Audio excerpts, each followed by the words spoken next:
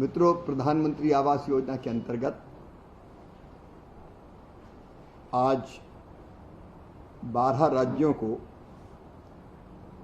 10,021 करोड़ 42 लाख रुपए की mother sanction जारी की गई है। प्रधानमंत्री जी का संकल्प है हर गरीब को पक्का मकान मिले, पक्का आवास मिले, और उसके लिए 2016 से ही प्रधानमंत्री आवास योजना ग्रामीण के माध्यम से हर आवासहीन को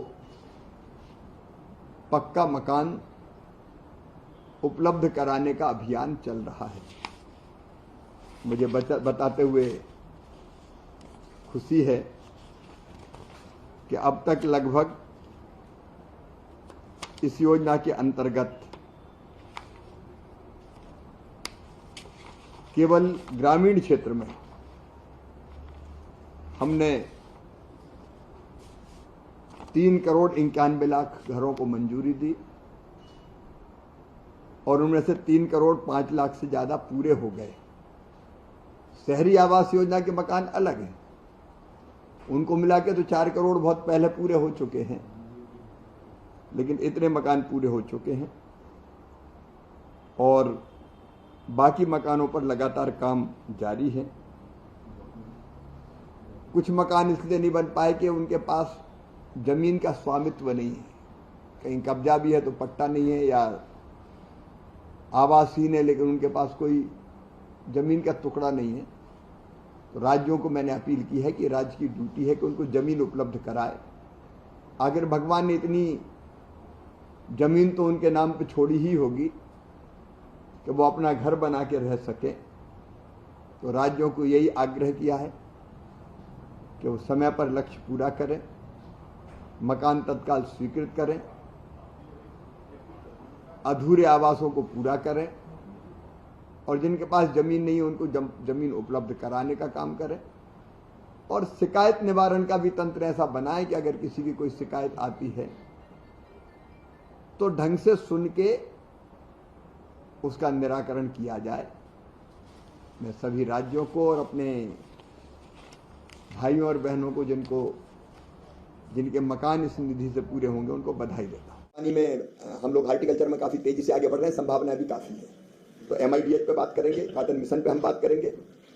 फिर आज की जो परिस्थितियां हैं उनमें धरती आने वाली पीढ़ियों के लिए भी खाद्यान्न का उत्पादन करती रहे और बदलते हुए क्लाइमेट चेंज के इस माहौल में जब गर्मी भी पीक पर है और कई बार बारिश भी होती तो एक साथ होती है, बीच में गैप बहुत होता है, कई तरह की परिस्थितियां बदली है। तो उस बदलती हुई परिस्थिति में हम और क्या क्या कदम उठाएं उस पर भी आज चर्चा होगी। हम प्राकृतिक खेती पर चर्चा करेंगे, सॉइल हेल्थ कार्ड पर चर्चा करेंगे, फर्टिलाइजर्स का संतुलित उपयोग कैसे हो, क्योंकि कई किसान जानकारी के अभाव में भी जितनी जरूरत नहीं उतना डालते हैं।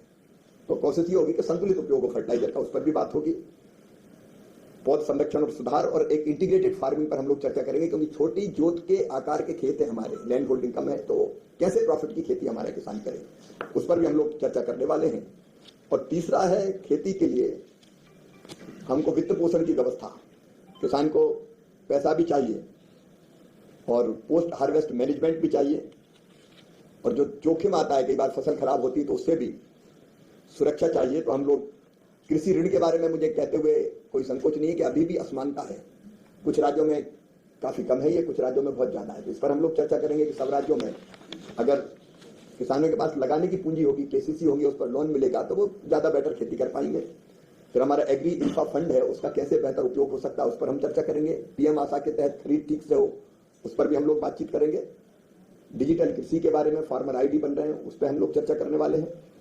पर FPO और कैसे बेटर काम कर सके, तो अलग अलग राज्यों के समूह A, B और C इसमें बनाए गए, वो आपको उपलब्ध करा दिए जाएंगे। तो दिन भर इन विषयों पर चर्चा चलेगी और कल जब कृषि मंत्रीगण सब यहाँ होंगे तो फिर अलग अलग विषयों पर यहाँ प्रेजेंटेशन किया जाएगा।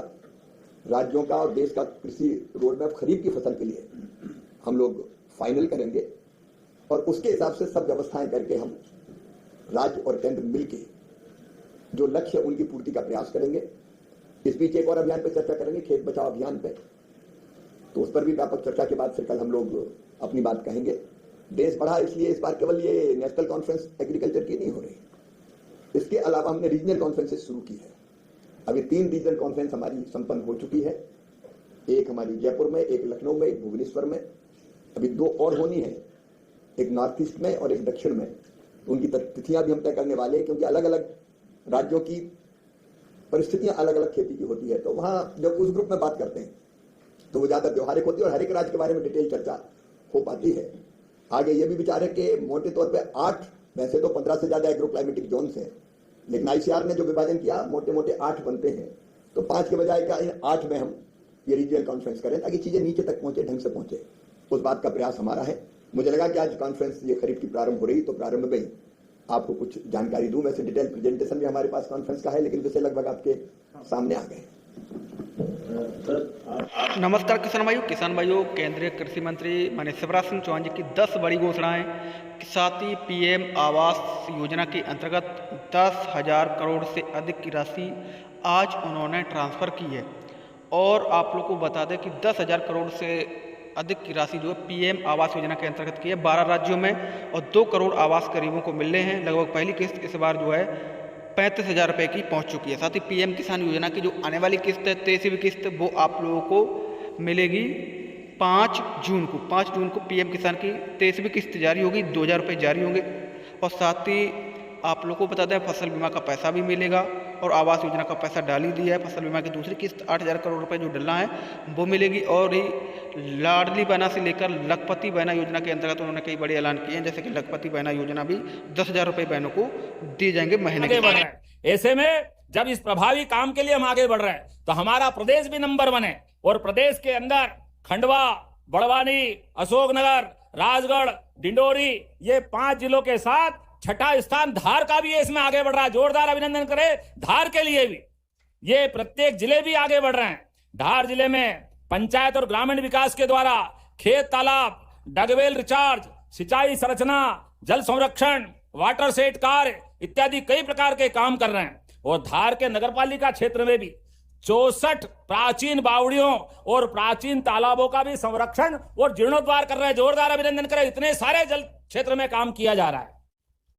आज यहाँ पे भूमि पूजन में 88 करोड़ 4 लाख की लागत से 12 अलग अलग कार्यों का भूमि पूजन, जिसमें 27 करोड़ 21 लाख की लागत से लेवड़ घाटा बिल्लोद के 4 लेन उच्च स्तरीय पुल का निर्माण। जोरदार ताली बजा के अभिनंदन करें। 17 करोड़ 18 लाख की लागत से बाकानेर से जतापुरा बदनावर डेलची रोड से शंभूपाड़ा मार्ग, मैं बोलता जाता हूं, आप ताली बजाते जाना, इस काम का भी भूमि पूजन किया गया। 15 करोड़ 68 लाख की लागत से मनावर मागोत देवरा से सीतापुरी मार्ग पर ब्रिज का निर्माण भी कर रहे हैं। 15 करोड़ 77 लाख की लागत से उकाला से बांधव मार्ग, आहू से लोहारी खुर्द स्टेट हाईवे 31 से कराड़िया मार्ग, पानपुरा से उमर कुआकुला, नाम गलती हो जाए तो माफ करना, थोड़ा टेढ़ा बाका नाम है। राजगढ़ कुक्षी मार्ग गुमानपुरा पे भी ब्रिज बनाने वाले हैं। 12 करोड़ से अधिक लागत के पिपलिया से पानपुरा मार्ग, बदनावर सरदारपुर रोड से नरसिंह देवला मार्ग पर ब्रिज का निर्माण। ये तो भूमि पूजन और लोकार्पण को लेकर के भी, लोकार्पण के साथ बहुत सारे काम जब मैं आपके बीच कर रहा हूं तो ऐसे समय में एक बार फिर, चूंकि आज तो होली दिवाली सब मन गई, इतना आनंद आया आपके बीच गंगा दशमी का पावन अवसर, और परमात्मा की दया से सूरज देवता के साथ आंख में आंख मिला करके सूरज देवता भी अपने पूरे ताप के साथ आनंद मना रहा है, आशीर्वाद दे रहा है धार वालों को, मध्य प्रदेश वालों को। और एक और बात, अभी अभी थोड़ी देर पहले हमारे बीच सुप्रीम कोर्ट ने भी, माननीय सुप्रीम कोर्ट के द्वारा सीबीआई इंक्वायरी जो हमने भोपाल के मामले में की है, माननीय न्यायालय ने कहा कि मध्य प्रदेश सरकार ने त्वरित गति से फैसला किया। जोरदार अभिनंदन करें। यह हमारी सरकार के द्वारा न्यायालय के निर्णय के परिप्रेक्ष्य में उनने जो हम पे भरोसा किया है, हम भी अपनी ताकत लगा करके, लोकतंत्र में हम सबके लिए महत्व की बात यही है, न्यायालय निर्णय करे और हम उसको अक्षर से लागू कराएं, और लागू कराने में समूचे निर्णय के परिप्रेक्ष्य में सारी सतर्कता रखते हुए सब कुछ काम करें। ऐसे में मां शारदा की नगरी और वैसे तो ये कई कारण से धारेश्वर महादेव का भी आज गंगा दशमी बहुत अच्छा मनता है। विधायक जी कह रही थी गंगा दशमी वहां भी जाओ, मैंने कहा वहां भी जाएंगे, लेकिन आज तो वाग देवी के आशीर्वाद से यह आनंद मन रहा है, इसलिए यहां से वहां भी प्रणाम कर रहा हूं। जोरदार अभिनंदन करें हमारे धारेश्वर महादेव की। आज तो सारे देवी देवता आनंद के साथ आशीर्वाद दे रहे हैं, इससे अच्छा भाग्य कहां होगा। 33 करोड़ देवी देवता अपने सनातन धर्म में है, इसलिए परमात्मा की कृपा से आप सबके सहयोग के साथ विकास के इस क्रम में मध्य प्रदेश लगातार आगे बढ़ता रहेगा। आपका हमारा साथ भी इसी प्रकार परमात्मा बनाए रखे। विकास के मामले में मध्य प्रदेश सरकार कोई कोर कसर बाकी नहीं रखेगी, इसलिए अपने स्थान पे खड़े हो जाओ, दोनों हाथ की मुट्ठी बांधो और मेरे साथ गगनभेदी नारे के साथ जोरदार तरीके से